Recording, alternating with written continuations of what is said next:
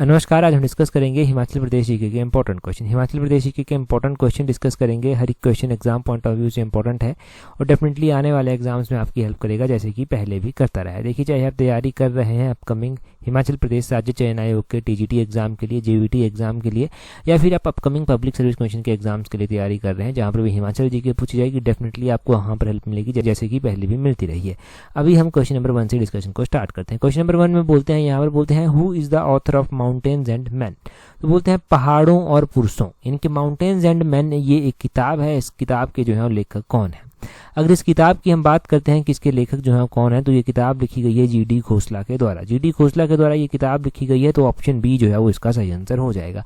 जब भी हम हिमाचल जीके पढ़ते हैं तो हिमाचल में जो है वो बहुत सारे ऑथर्स हम पढ़ते हैं जिनके द्वारा अलग अलग किताबें जो है वो लिखी गई हैं, तो उन्हीं को एक बार जो है वो जल्दी से हम यहाँ पर रिवाइज करेंगे। देखिए, अगर हम किताबों की बात करते हैं तो किताबों में जो है वो पीयूष गुलेरी के द्वारा जो है वो 4थी किताब जो है वो लिखी गई है। पंडित भवानी दत्त शास्त्री के द्वारा जो है लहरा धरा की किताब लिखी गई है। नरेंद्र अरुण के द्वारा जो है वो आजाद देसारे किताब जो है वो लिखी गई है। और तारीखे रियासत सिरमौर किताब रणजौर सिंह के द्वारा लिखी गई है। इसमें सिरमौर रियासत के बारे में बहुत कुछ बताया गया है। इनफैक्ट जो आप हिस्ट्री पढ़ते हैं वो ऐसी ही किताबों से निकाली गई है। Bilaspur past present and future किताब और बिलासपुर पीपल ऑफ बेटरेड, ये अनंत चंद के द्वारा लिखी गई है। अनंत चंद बिलासपुर रियासत के अंतिम शासक भी थे। और बोलते हैं कुल्लू देश की कहानी किताब लालचंद प्रार्थी के द्वारा लिखी गई है। किन्नर प्रदेश और हिमालयन परिचय किताब ये राहुल सांकृत्यान के द्वारा लिखी गई है। हिमालयन आर्ट करके जो है वो किताब जेसी फ्रैंक के द्वारा लिखी गई है। प्राचीन हिमाचल किताब एलपी पांडे के द्वारा लिखी गई है। अवार्ड ऑफ गॉड किताब एंड्रयू विल्सन के द्वारा लिखी गई है। शिमला पास्ट एंड प्रेजेंट किताब जो है वो ईजे बक के द्वारा लिखी गई है। पहाड़ी चित्रकला किताब केएल वैद्य के द्वारा लिखी गई है। हिमाचल प्रदेश परिचय हिमाचल अतीत वर्तमान और भविष्य एक झलक किताब देवराज शर्मा के द्वारा लिखी गई है। Travel in Kashmir and Ladakh जो है वो विग्ने के द्वारा लिखी गई है। और Himachal Pradesh area and language YS Parmar के द्वारा जो है वो लिखी गई है।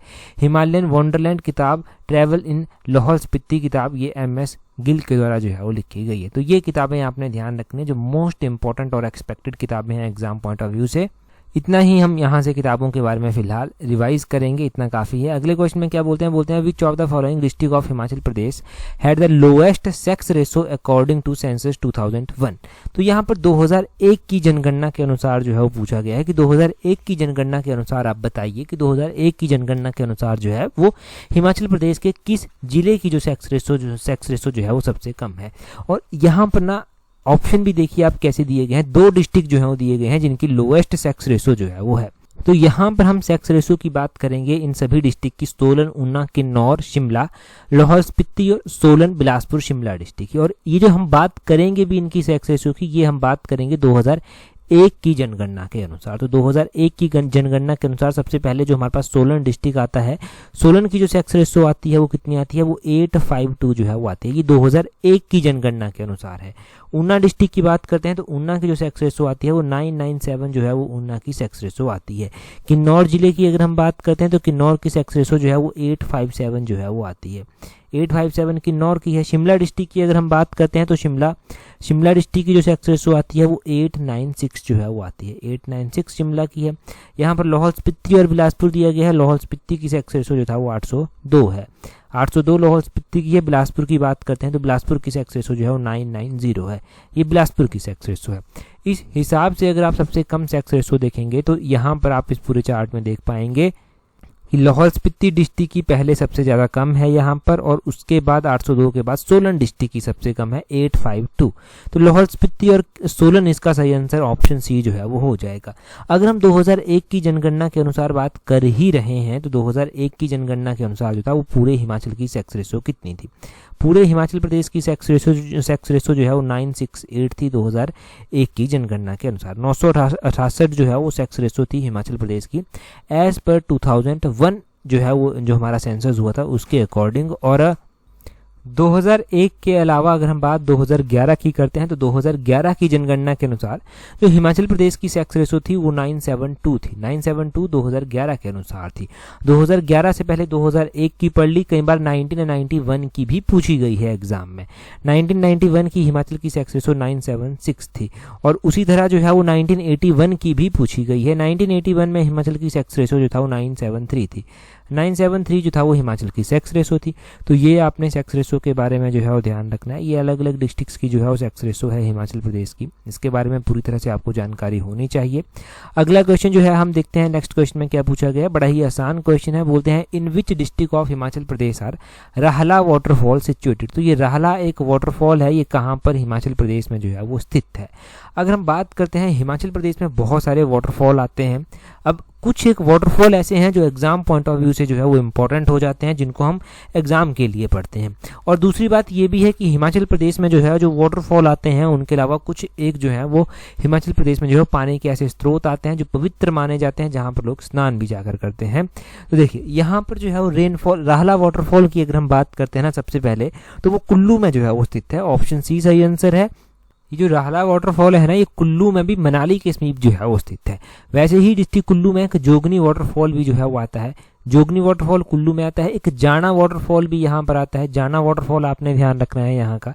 डिस्ट्रिक्ट कुल्लू के अलावा डिस्ट्रिक्ट चंबा में वाटरफॉल आते हैं, जैसे कि धांचो वाटरफॉल जो है वो चंबा में आता है और भरमौर के समीप जो है ये आता है। कालिका जो वाटरफॉल आता है ये भी चंबा में आता है और सतधारा वाटरफॉल आता है ये भी चंबा में ही आता है।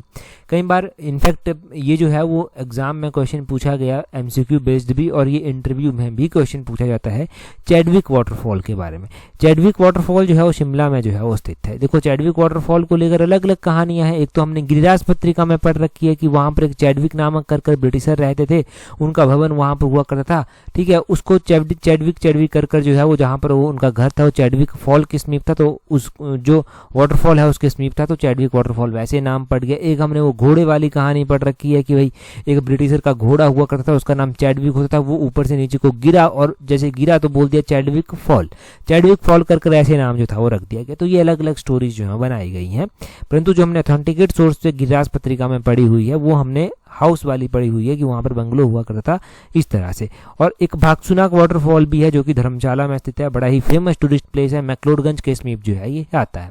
इतना सा एनफ है। अगला क्वेश्चन देखेंगे हमारे पास क्या पूछा गया है। अगले क्वेश्चन में बोलते हैं which of the following district gets the highest rainfall after Kangra, Chamba और सिरमौर। ये लेटेस्ट 2024-25 का आंकड़ा जो है वो आपसे पूछा गया है यहाँ पर कि हिमाचल प्रदेश में ना सबसे हाईएस्ट वाटरफॉल डिस्ट्रिक्ट कांगड़ा में होती है। आपको पता है इस बारे में, परंतु बोलते हैं कि कांगड़ा के बाद चंबा में होती है, चंबा के बाद सिरमौर में होती है, और उसके बाद जो है वो ये जो होती है रेनफॉल ये कहाँ पर जो है वो होती है। तो देखिए अगर हम बात करते हैं सबसे ज़्यादा जो रेनफॉल होती है वो कहाँ पर होती है, ये सबसे पहले कांगड़ा में होती है, उसके बाद चंबा में होती है, उसके बाद सिरमौर में होती है और उसके बाद मंडी में जाकर ये होती है। ऑप्शन बी जो है वो सही आंसर इसका हो जाएगा। कौन सा? ऑप्शन बी इसका सही आंसर है। कहाँ पर होती है ये आपने ध्यान रखना। अब हम रेनफॉल के बारे में भी डाटा जानते हैं, बहुत ही इंटरेस्टिंग और बहुत ही इंपॉर्टेंट डाटा है। देखिए 2024-25 का ही डाटा है और सितंबर 2024 तक का ये ऑफिशियल डाटा अवेलेबल है, जो अभी तक ऑफिशियली अवेलेबल है किताबों में। बोलते हैं हिमाचल प्रदेश में जो जून से लेकर सितंबर 2024 तक बारिश हुई, जून से लेकर सितंबर 2024 तक जो बारिश हुई थी वो कितनी हुई थी? वो हुई थी 602 मिलीमीटर। 602 मिलीमीटर जो था वो हुई थी। इस बार तो आप देख रहे हैं बारिश की हाल, इस बार तो अच्छी खासी बारिश जो है वो हुई होगी। और अगर हम बात करते हैं हिमाचल प्रदेश में जो नॉर्मल रेनफॉल होती है वो 7734 मिलीमीटर जो है वो होती है जून से लेकर सितंबर तक। तो इसके साथ अगर आप कंपेयर करेंगे ना 2024 का डाटा, तो 132 मिलीमीटर जो है वो कम आती है। सिमिलरली यही डाटा हमें अक्टूबर से दिसंबर तक का भी देखने को मिलता है, 2024 का ही अक्टूबर से दिसंबर 2024 का डाटा। इसमें पता चलता है कि हमें जो है 50 मिलीमीटर रेनफॉल ही देखने को मिली। और वैसे जो एवरेज रेनफॉल होती है नॉर्मल, अगर कोई भी जो है वो सीज़न रहता है दिसंबर से लेकर अक्टूबर से लेकर दिसंबर तक, तो वो 83 मिलीमीटर जो है वो वहाँ पर बारिश होती है। परंतु इस बार ना जो 2024 का डाटा बता रहा हूँ 50 मिलीमीटर ही हुई और as compared to normal range वो 33 मिलीमीटर जो है वो कम आती है। कितनी? 33 मिलीमीटर जो है वो कम आती है। ठीक है, ये पता चल गया आपको। और इसी हिसाब से आप देखते हैं कि हिमाचल प्रदेश में जो एवरेज रेनफॉल होती है वो कितनी होती है? वो 1251 मिलीमीटर जो है वो होती है। कितनी होती है? 1251 मिलीमीटर जो है वो होती है। और सबसे ज़्यादा रेनफॉल जो होती है वो कांगड़ा में होती है, कांगड़ा के बाद रेनफॉल चंबा में होती है, चंबा के बाद रेनफॉल सिरमौर में होती है और सिरमौर के बाद रेनफॉल जो है वो मंडी में जो है वो होती है। तो ये रेनफॉल का जो है वो एग्जैक्ट एक्यूरेट डाटा आपके पास अवेलेबल है। ठीक है जी, इतना आप ध्यान रखेंगे। बाकी हिमाचल प्रदेश, अगर हिमाचल प्रदेश की बात कर ही रहे हैं तो जो रेन फेड एग्रीकल्चर यहाँ पर होता है ना, जो एग्रीकल्चर रेनफॉल के ऊपर डिपेंड है, वो 80% जो है वो फार्मर लैंड ऐसी है जो रेन फेड ही है, मतलब जो बारिश के ऊपर ही निर्भर है। तो 80% वैसी भी जो है वो आपने अप्रोक्सीमेटली फार्म्ड लैंड जो है वो ध्यान रखनी है। ठीक, अगला क्वेश्चन अब हम देखेंगे। नेक्स्ट क्वेश्चन में हमसे क्या पूछा गया, बोलते हैं what was the number of district in Himachal Pradesh after the transfer of certain areas of Punjab in November 1966। तो बोलते हैं नवंबर 1966 में पंजाब के कुछ क्षेत्रों के हस्तांतरण के बाद हिमाचल प्रदेश में जिलों की संख्या कितनी थी। देखिए, हिमाचल प्रदेश में जो टोटल जिले नवंबर 1966 में थे, 1966 में पंजाब के कुछ जिले हिमाचल को ट्रांसफर किए गए। हिमाचल को जो ट्रांसफर किए गए जिले, उसके बाद हिमाचल में जिलों की संख्या जो था वो 10 हो गई थी। ऑप्शन डी सही आंसर है।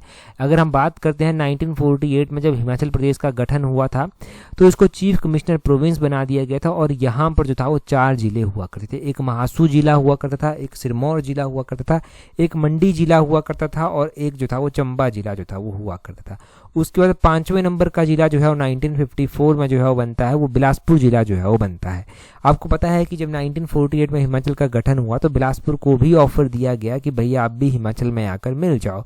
बिलासपुर के राजा आनंद चंद हुआ करते थे, उन्होंने स्वीकार ही नहीं किया कि हम नहीं शामिल होंगे, परंतु बाद में चलकर उनको पता चलता है कि भाई ये तो ज़रूरी चीज़ है और हमें शामिल होना ही पड़ेगा, तभी सर्वाइव कर पाएंगे। फिर उन्होंने 1954 में खुद को मर्ज कर लिया, हिमाचल के पास 5वें नंबर का जिला बन गया। फिर उसके बाद महासू से चीनी तहसील को तोड़कर एक अलग से जिला बनाया गया, किन्नौर जिला। ऐसे कुछ तहसीलों को मिलाकर ये किन्नौर जिला बनता है, 6ठे नंबर का जिला। और किन्नौर 1960 में जो है 6ठे नंबर का जिला जो था वो बना था। बाद में चलकर हम 1966 की बात पढ़ रहे हैं कि उस टाइम जो है वो पंजाब से कुछ क्षेत्र हिमाचल में ट्रांसफर किए गए और जब ट्रांसफर किए गए तो उसके बाद जो था वो हिमाचल में टोटल नंबर ऑफ जिलों की संख्या जो था वो 10 हो गई। अगला क्वेश्चन देखिए हमारे पास क्या बोलते हैं rulers of following princely state of Kangra region belonged to Suryavanshi range. तो बोलते हैं कि कांगड़ा क्षेत्र के निम्नलिखित रियासतों में से किसके शासक ऐसे थे जो सूर्यवंशी जो रेस थी, जाति थी, उससे संबंध रखते थे। अगर हम बात करते हैं कि कौन से रियासत के शासक ऐसे थे जो सूर्यवंशी रेंज से संबंध रखते थे, तो इसका सही आंसर ऑप्शन डी हो जाएगा, नन ऑफ दिस। जरूरी नहीं कि जो ऑप्शन दिए गए हैं उन्हीं में से जो है वो सही आंसर निकल कर आए। कई बार ऐसा भी होता है कि नन ऑफ दिस भी टिक करना पड़ता है। तो ये आदत हमेशा होनी चाहिए कि हर एक क्वेश्चन को आप एनालाइज करें। अगर लगता है कि कोई सही आंसर नहीं है तो जरूरी नहीं कि टिक ABC ही करना है, डी को भी देख लें, नन ऑफ दिस भी करना जरूरी है। अगर नेगेटिव मार्किंग के साथ आप पेपर को दे रहे हैं तो उस क्वेश्चन को छोड़ना भी उचित समझें, अगर उस क्वेश्चन को आप नहीं जो है वो समझ पा रहे हैं। हम बात सबसे पहले गुलेर रियासत की यहाँ पर जो है वो कर लेते हैं। ठीक है, यहाँ पर गुलेर, सिब्बा, जसवां, ये सारी रियासतें जो है वो दी गई हैं। देखिए, गुलेर जो रियासत है ना, गुलेर रियासत ना 1405 में बनी थी। एक्चुअली में इसके राजा जो हुआ करते थे ना, वो कांगड़ा के ही राजा हुआ करते थे, परंतु वो एक बार शिकार खेलने गए, कुएं में जाकर गिर जाते हैं। उनकी प्रजा को लगा कि भाई वो तो मर गए हैं, वो काफ़ी टाइम से वापस ही नहीं आए, परंतु असल में वो मरे हुए नहीं थे, वो एक कुएं में जाकर गिर गए थे और वहां से वो बाहर नहीं निकल पाए, किसी ने देखा नहीं। कुछ टाइम के बाद एक व्यापारी वहां से गुजर रहा था, उसने कुएं में देखा कि कोई है, तो उसने राजा को बाहर निकाला। जब राजा बाहर निकल कर आता है तो वो देखता है कि उसकी रियासत में उसके भाई को जो है वो राजा बना दिया गया है। कांगड़ा रियासत का राजा उसके भाई को बना दिया गया था। तो वो समझता है कि भाई अब यहाँ पर इंटरफेयर करना लड़ाई डालने वाला काम हो जाएगा, उससे अच्छा है कि अपनी अलग से ही एक रियासत जो है वो बना ली जाए। तो उसने अपनी अलग से एक रियासत ही स्थापित कर ली थी। और ये कांगड़ा के कौन से राजा थे जिन्होंने गुलेर रियासत की स्थापना की थी? तो ये जो था वो हरिचंद राजा जो था वो हुआ करते थे। हरिचंद का नाम पता चल गया आपको। उसके बाद जो है सिब्बा रियासत जो है वो दी गई है। सिब्बा ये रियासत भी जो है वो कांगड़ा का ही हिस्सा है, कांगड़ा का ही भाग है। सिब्बा रियासत वैसे ना गुलेर रियासत की मूल रूप से जो है वो आती है। इस रियासत की स्थापना ना कहीं पर सिवर्ण चंद लिखा गया है, कहीं पर स्वर्ण चंद लिखा गया है। लगभग 1450-60 के आसपास जो था वो इसकी स्थापना जो था वो की गई थी सिब्बा रियासत की। डाडा सिब्बा नामक कर जो है वो एक जगह भी है। वैसे यहाँ पर जसवां भी जो है वो दिया गया है। अगर हम जसवां रियासत की बात करते हैं तो जसवां के बारे में भी जो है वो आपने ध्यान रखना है। जसवां जो रियासत है तो इस जसमा रियासत की स्थापना 1170 ईस्वी में जो था वो की गई थी, और इसकी स्थापना भी कांगड़ा से अलग होकर ही जो था वो की गई थी। एक पूरब चंद थे, पूरब चंद के द्वारा जो था वो इसकी स्थापना जो था वो की गई थी। तो जसमा के बारे में भी आपने ध्यान रखना है कि जसमा की स्थापना जो था वो किसके द्वारा जो था वो की गई थी। अब हम अगला क्वेश्चन देखेंगे, परंतु अगला क्वेश्चन डिस्कस करें तो जो सीरियसली तैयारी कर रहे हैं वो एस्पिरेंट जो है इस अपॉर्चुनिटी को हाथ से जाने ना दें। टेस्ट सीट जो है वो टाइमली आप ज्वाइन कर सकते हैं। टेस्ट सीट ज्वाइन करके जो है वो अपनी स्टडी को एक प्रॉपर शेप दे सकते हैं। आप चाहें तो अपनी कमियों को एनालाइज कर जो है वो आगे बढ़ सकते हैं। अपने टाइम को प्रॉपरली यूटिलाइज कर अपनी छोटी छोटी कमियों को इम्प्रूव कर आप जो है वो अपने स्कोर में जो है वो इम्प्रूवमेंट ला सकते हैं। टेस्ट सीरीज में जो है वो हर एक चीज़ को अच्छे से एक्सप्लेन करने की कोशिश की गई है। हमने अपनी तरफ से पूरी कोशिश वहाँ पर की है कि आपको जो है वो एग्जाम में और एक मेरिट लिस्ट में प्रॉपर रैंक लाने में जो है वो हेल्प मिल सके। अब डिपेंड आपके ऊपर भी करता है कि आप किस तरह से तैयारी करते हैं। टेस्ट सीरीज का लिंक नीचे डिस्क्रिप्शन बॉक्स में दिया गया है, कमेंट बॉक्स में दिया गया है, वहाँ से जाकर टेस्ट सीरीज को ज्वाइन आप कर सकते हैं। अगला क्वेश्चन देखिए, बोलते हैं in which region of Himachal प्रदेश मारीच देवता वर्शिप। तो बोलते हैं मारीच देवता जो है वो कहाँ पर पूजे जाते हैं। देखिए मारीच देवता का जब नाम आ रहा है तो मारीच हवन कुंड हमने पढ़ रखा है। मारीच देवता का ये जो हवन कुंड है और मारीच देवता की ये जो पूजा होती है ये कहाँ पर होती है, ये कुमारसेन और कोटगढ़ के क्षेत्रों में होती है। शिमला के जो अपर एरिया है मुख्य रूप से कुमारसेन और कोटगढ़, वहां पर जो है ये पूजा होती है। मैंने आपको क्या बताया, मारीच हवन कुंड के बारे में बताया, तो ये कुमारसेन में ही जो है वो आता है। इसके बारे में शायद हमने टेस्ट सीरीज में भी क्वेश्चन पढ़ा है मारीच हवन कुंड के बारे में। और वैसे ही अलग अलग देवी देवता जो है वो पूजे जाते हैं हमारे शिमला के क्षेत्रों में भी। जो शिमला हिमाचल प्रदेश की कैपिटल है, परंतु शिमला में बहुत सारी रियासतें भी आती थी। और अपर शिमला की अगर हम बात करें तो वहां पर जो है वो, अगर आप रामपुर बुशहर के समीप नीरथ की बात करते हैं तो नीरथ में सूर्य देवता का मंदिर भी स्थित है। सूर्य जो सन टेम्पल है ना नीरथ का, वो गिने चुने मंदिरों में से एक है। कहते हैं कि एक सूर्य मंदिर जो है वो कोणार्क उड़ीसा में स्थित है, एक हमारे यहाँ पर स्थित है जो कि नीरथ में पड़ता है। वैसे ही जाखू, जब शिमला आप जाते हैं तो जाखू की पहाड़ियां आप देखते हैं, वहां पर हनुमान जी की मूर्ति लगी हुई है, तो जाखू टेम्पल भी जो है वो इम्पोर्टेंट है। कालीबाड़ी मंदिर आता है रास्ते में जाते जाते, जब मॉल रोड की चढ़ाई आप चढ़ेंगे तो वो 1845 में बनाया गया था, और कालीबाड़ी मंदिर जो है वो शिमला में आता है। माता भीमा काली का मंदिर आता है, ये सराहन में जो है वो आता है। और वैसे ही जो है वो माता भीमा काली के अलावा जो है यहाँ पर हाटेश्वरी देवी मंदिर आता है, ये जो है वो हाटकोटी शिमला में जो है वो आता है। तो इन मंदिरों के बारे में भी जो है वो जानकारी हमने यहाँ से ले ली। ठीक है जी, मंदिरों की जानकारी के बाद जो है वो अगले क्वेश्चन की ओर जो है वो बढ़ेंगे। अगले क्वेश्चन में बोलते हैं which district of Himachal Pradesh recorded negative decennial growth rate in population between 2001 and 2011।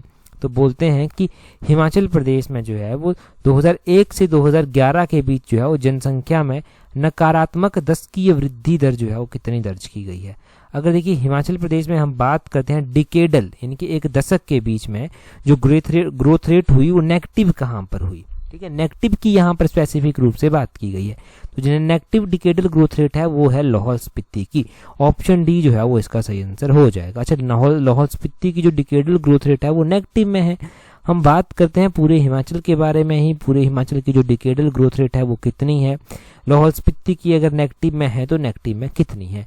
2001 से 2011 के बीच में लाहौल स्पीति की डिकेडल ग्रोथ रेट जो है -5.0 है। 5.0 लाहौल स्पीति की है। अगर हम बात करते हैं हिमाचल प्रदेश की, तो हिमाचल प्रदेश की जो डिकेडल ग्रोथ रेट है वो 12.94 है। कितनी, 12.94 हिमाचल प्रदेश, पूरे हिमाचल प्रदेश की है। सबसे हाईएस्ट जो आती है वो ऊना जिले की आती है 16.26। सबसे कम जो है वो लाहौल स्पीति की आती है जो कि नेगेटिव में आती है। लाहौल स्पीति के बाद जो दूसरा नंबर आता है वो नीचे की ओर से, वो जो है वो किन्नौर का आता है। 7.39% जो है वो किन्नौर की जो है वो आती है। ठीक है जी, तो ये आपने डिकेडल ग्रोथ रेट जो है वो अलग अलग जिलों की जो है वो ध्यान रखनी है। और 2001 से 2011 के बीच में ये डिकेडल ग्रोथ रेट जो है वो आपने ध्यान रखनी है। तो कहाँ से लेकर कहाँ तक, 2001 से 2011 के बीच में आपने ये डिकेडल ग्रोथ रेट एग्जैक्टली ध्यान रखनी है। चलिए जी, ये कॉन्सेप्ट भी आपका क्लियर हुआ। अगला क्वेश्चन देखेंगे हमारे पास क्या पूछा गया है। अगले क्वेश्चन में बोलते हैं which of the following is the correct pair of two temples of the Swangla tribe of Himachal Pradesh. तो ये जो स्वांगला ट्राइब है ये हिमाचल प्रदेश में पाई जाती है और स्वांगला ट्राइब के बीच में दो मुख्य मंदिर जो है वो आते हैं। बोलते हैं कौन कौन से ये मंदिर है, ये रंगनाथ मंदिर और मृकुला देवी मंदिर है, या फिर त्रिलोकीनाथ मंदिर और ब्रिज राज टेम्पल है, या फिर लक्षणा देवी टेम्पल और मरकुला देवी टेम्पल है, या फिर मरकुला देवी टेम्पल और त्रिलोकीनाथ मंदिर जो है वो आता है। तो ये जो यहाँ पर मंदिर दिया गया है त्रिलोकीनाथ मंदिर और माता मरकुला देवी मंदिर, ये दोनों मंदिर जो है वो स्वांगलास के बीच में जो है वो पूजनीय है। ऑप्शन डी जो है वो सही आंसर हो जाएगा। स्वांगलास की बात करते हैं तो स्वांगलास जो है पत्तन वैली में जो है वो रहते हैं। पत्तन वैलीज में रहते हैं, चंद्रभागा वैली के नाम से भी जो है वो इसको जाना जाता है। ठीक है जी। तिनन भाषा इनके बीच में मुख्य रूप से बोली जाती है। जो स्वांगला ट्राइब के लोग शिशुल एरिया में रहते हैं वो तिनन नामक भाषा जो है वो बोलते हैं। इनके बीच में मैरिज के टाइप हमने अलग अलग पढ़ रखे हैं, जैसे कि रुस्ताते ब्याह हो गया, कुआ ब्याह हो गया, मजमी ब्याह हो गया, तसुत वाक्ची टाइप का जो है वो शादी का टाइप इनके बीच में जो है वो हो गया। और वैसे ही जो है वो इनके बीच में जो है वो हमने त्रिलोकीनाथ मंदिर हमने पढ़ लिए। त्रिलोकीनाथ मेला भी एक इनके बीच में होता है जो कि अगस्त या फिर सितंबर के महीने में जो है वो मोस्टली होता है। ठीक है जी। इनके बीच में मैरिज के टाइप हो गए, बोली हो गई, बोलियों में और भी भाषाएं आती हैं। और इसके अलावा लाहौल स्पीति डिस्ट्रिक्ट में ये मुख्य रूप से पाए जाते हैं। ये ध्यान रखें कि कौन से डिस्ट्रिक्ट में ये इनकी ज़्यादा पॉपुलेशन जो है वो पाई जाती है। अगला क्वेश्चन देखिए, बोलते हैं find out the correct match of the following festivals and month in which they are celebrated in Himachal Pradesh. Suhi मेले की बात की गई है, मार्कंडे मेले की बात की गई है, रेणुका फेयर की बात की गई है और बात शिशु मेले की जो है वो की गई है। अच्छा, ये मेले कौन कौन से महीने में लगते हैं ये यहाँ पर पूछा गया है। सूही मेला सबसे पहले जो है वो दिया गया है। ये जो सूही मेला लगता है ये लगता कहाँ पर है? सूही मेला जो है वो लगता है कहाँ पर? ये सूही मेला जो है वो चंबा जिले में जो है वो लगता है। और सूही मेला कौन से महीने में लगता है? ये अप्रैल के महीने में जो है वो लगता है। तो पहला तो ए के साथ ही मैच हो जाएगा।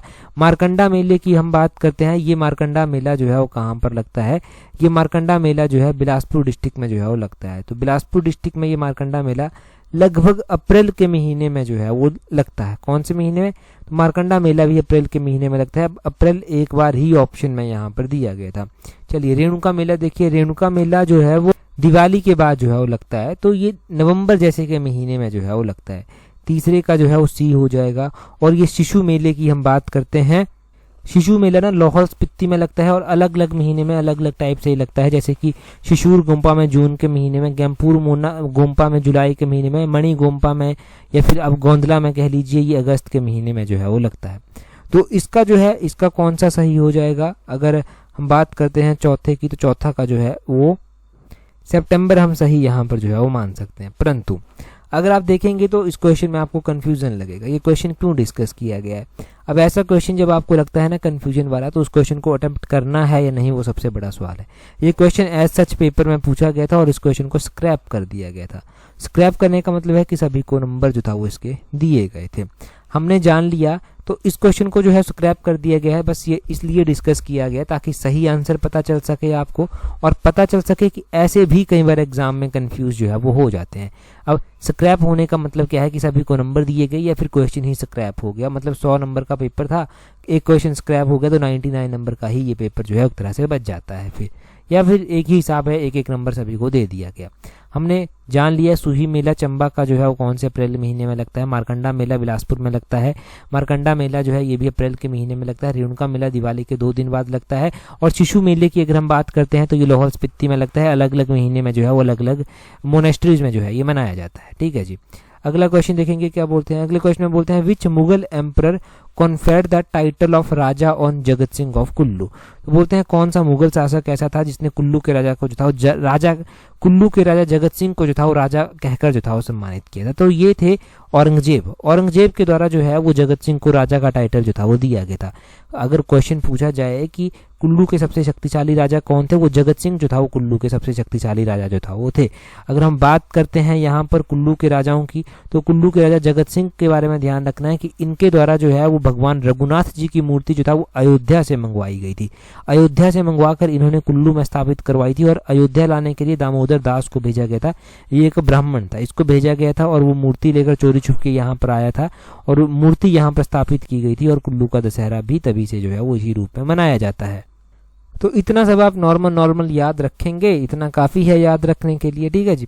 इतना याद रख लिया कुल्लू के राजा जगत सिंह के बारे में, वो काफ़ी है। परंतु कुल्लू रियासत की स्थापना किसने की थी वो आप कमेंट कर बताएंगे, और कुल्लू की कैपिटल कहाँ पर होती थी उस टाइम वो भी आप कमेंट कर जो है वो जल्दी से बताएंगे। ये क्वेश्चन आपके लिए बच जाता है।